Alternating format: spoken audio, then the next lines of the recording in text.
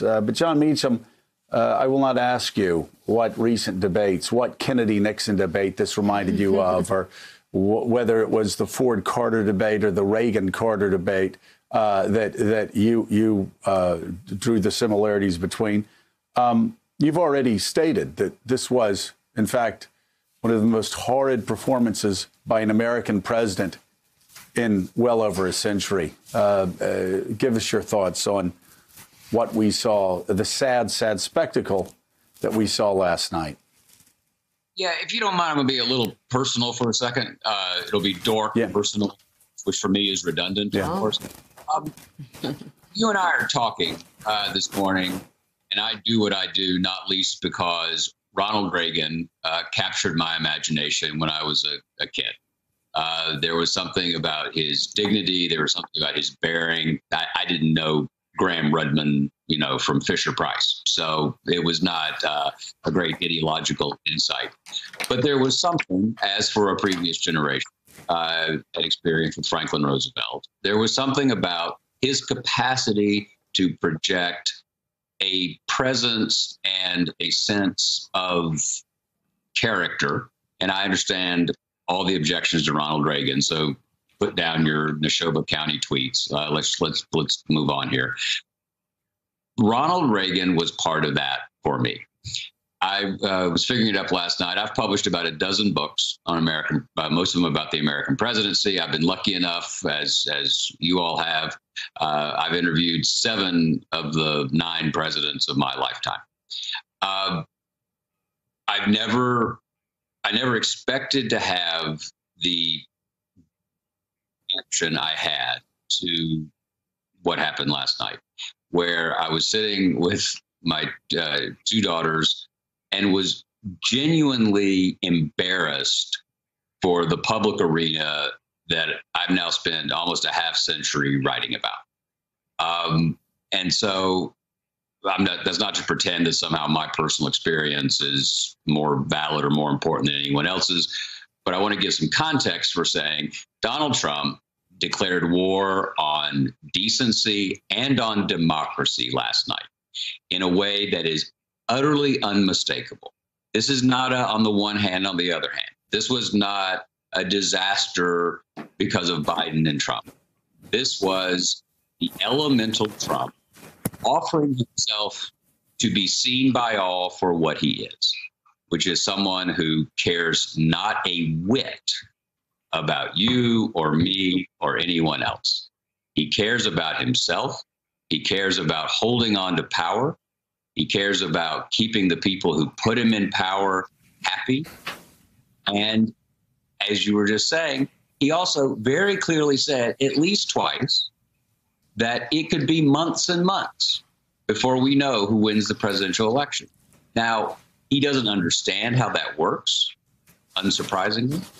But this is, I think we better start talking now about what this looks like if it goes to the House of Representatives. I don't think that's alarmist in any way. And we'll talk about that as much as you want. But decency and democracy took severe blows last night. And I don't know how to say to teenage kids in America, politics is a noble profession.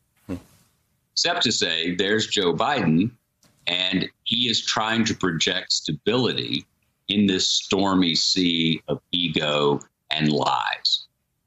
We saw a thug last night in the office of the President of the United States. We saw a clear, compelling, dignified alternative. And Joe Biden's not on the ballot at this point. We are.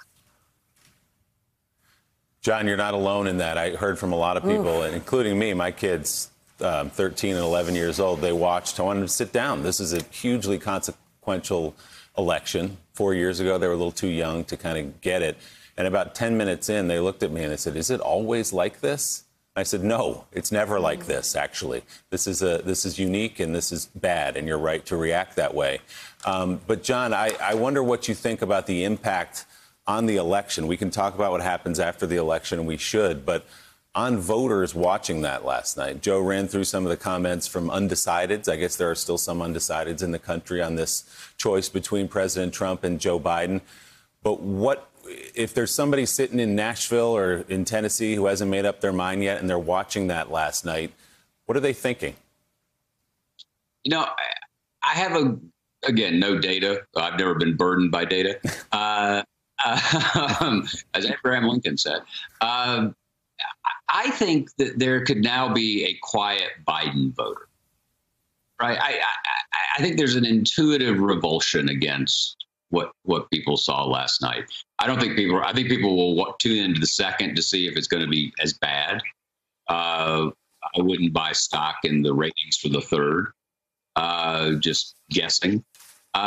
We talk rightly about structural racism. We also live with structural partisanship now. And so there are very few people who I think seems to me are going to make up their mind. I do wonder whether part of if there was a strategy for this thuggish performance, it could have been voter suppression. It could have been make it so messy, so awful that people are going to go, I'm not going to go stand in that line. I'm not going to go catch COVID. I'm not going to worry about these mail-in ballots. To hell with it. That's a possible reaction. I pray, honestly, that that's not the reaction. But I wonder. I think it will drive Biden engagement in a significant way.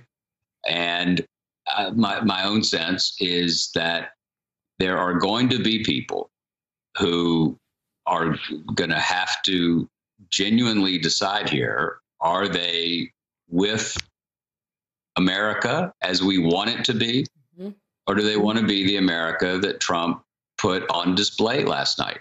Thanks for checking out MSNBC on YouTube, and make sure you subscribe to stay up to date on the day's biggest stories. And you can click on any of the videos around us to watch more from Morning Joe and MSNBC. Thanks so much for watching.